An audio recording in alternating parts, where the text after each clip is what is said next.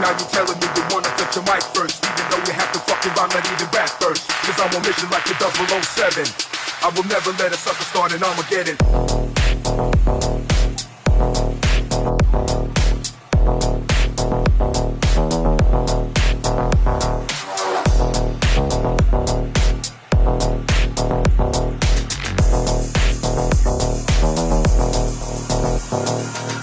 Now you telling me you wanna touch your mic first, even though you have to fucking rhyme, not even rap first. It's all good, but you feel the same traces, reminding from your business, so we're coming all faces.